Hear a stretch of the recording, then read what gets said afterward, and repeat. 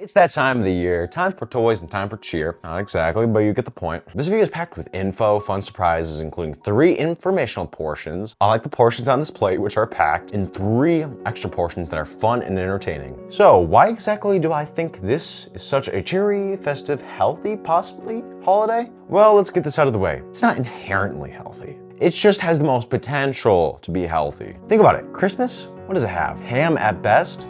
But mostly sugar cookies. What is Halloween's entire thing? Candy. I already made an entire video on this. Go watch it. Like, I'm pretty sure I uploaded like a postcard or anything. What is 4th of July parties about? Literally anything. Like, anything you can fathom. Like, the healthiest thing there are freaking hot dogs. No, hot dogs aren't healthy. At the end of the video, that reminds me, I'll rank the healthiest to unhealthiest holidays based off of anecdotal evidence, but also cultural tradition. But what are some of the health benefits of Thanksgiving? First, let's address the main turkey in the room.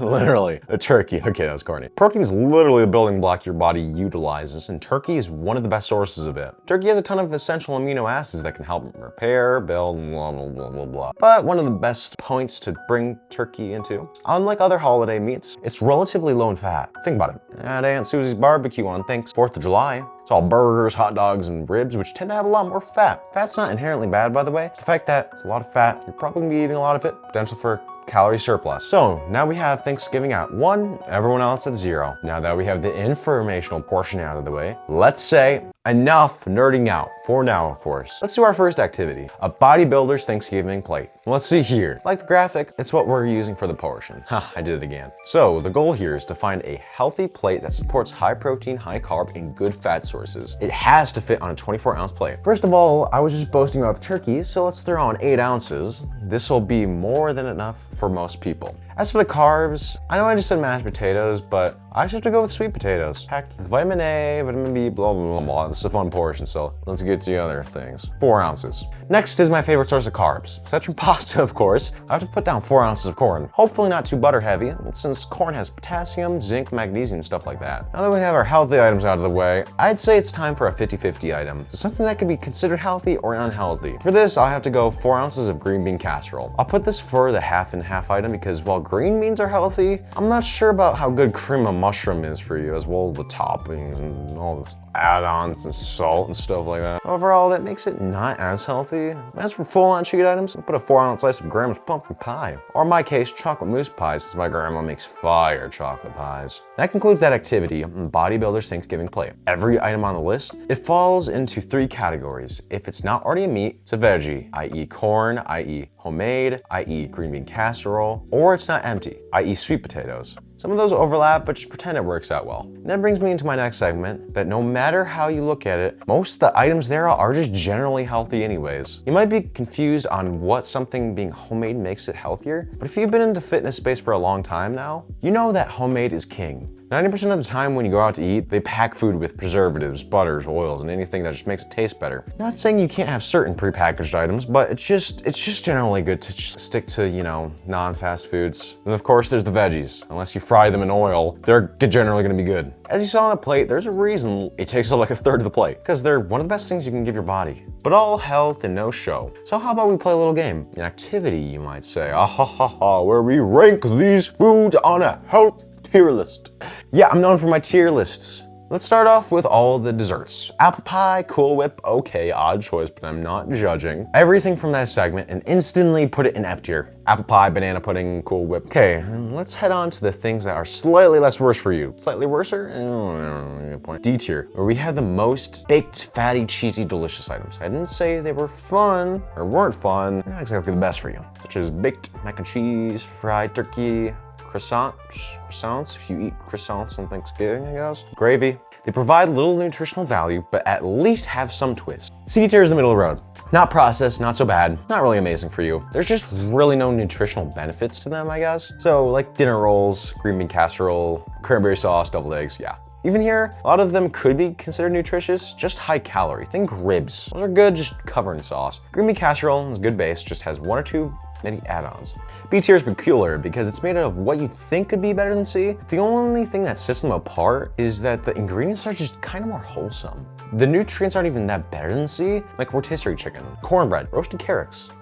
Side note, Who eats rotisserie chicken for Thanksgiving? Now, a tier of actively sought out healthy foods in here. What's odd is the majority of greens are here. Why not all of them go in S tier? Well, you'll see in a moment. Ham, asparagus, broccoli, greens, corn, peas, packed with vitamins, minerals, and such. These are of course healthy items, but there's one thing that sets them aside from S tier.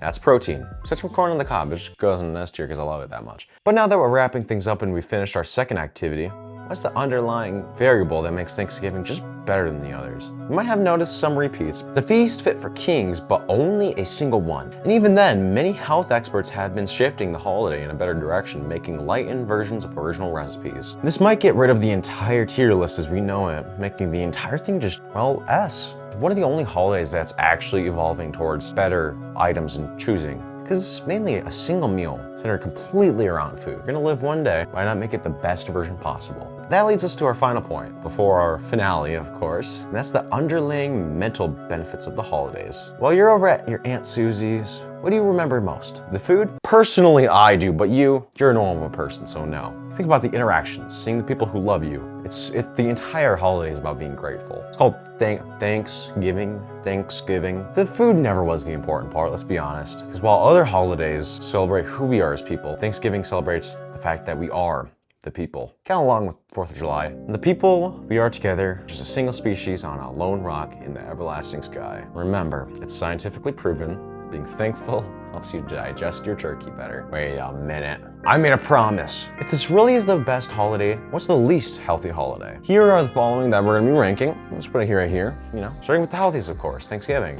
Why else would I be making an entire video based off of it? And St. Patty's Day. St. Patty's Day, oh shoot, well, there's really no food around it. Really no unhealthy aspects, I guess. Just put it in second place for convenience sake. Okay, Easter too, except chocolate, eggs, and candy. Prevalent. Easter feasts are basically Thanksgiving feasts, so I don't know how I feel about this. You know what, maybe there's a lot more healthy aspects to these holidays than I expected, but third place nonetheless, just for convenience sake. Next we'll rank Valentine's Day at 4th place. It's a very neutral holiday, health-wise, because there's a lack of food surrounding the holiday, but specifically it's more hallmark than Thanksgiving than anything. But there's candies and foods that get you in the mood. There's really no cemented foods that we can bring up here, tradition-wise. Now there's two on the list that'll be ranked together. That's due to the similarities. So I'll give 5th place to Memorial Day and 4th of July. The only thing saving them is that they're physically active holidays. There's nothing really healthy about hot dogs, beer, and chips. But I'll say this, someone with a shit diet, good exercise, healthier than someone who does not exercise but has a good diet. Which means, you know it, 6th place is Christmas and New Year's. You know what that leaves number 7th. Christmas is full of cakes, pies, desserts,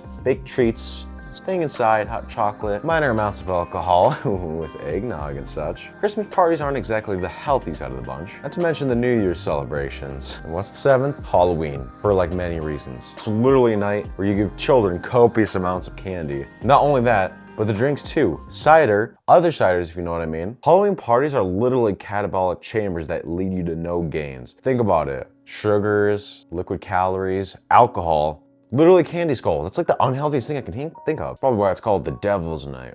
He's trying to ruin gains. Which reminds me, now that you have the insights on Thanksgiving, you'll leave with the knowledge. Maybe by clicking here, you'll learn a little bit more. What happens when you eat only candy? You can find out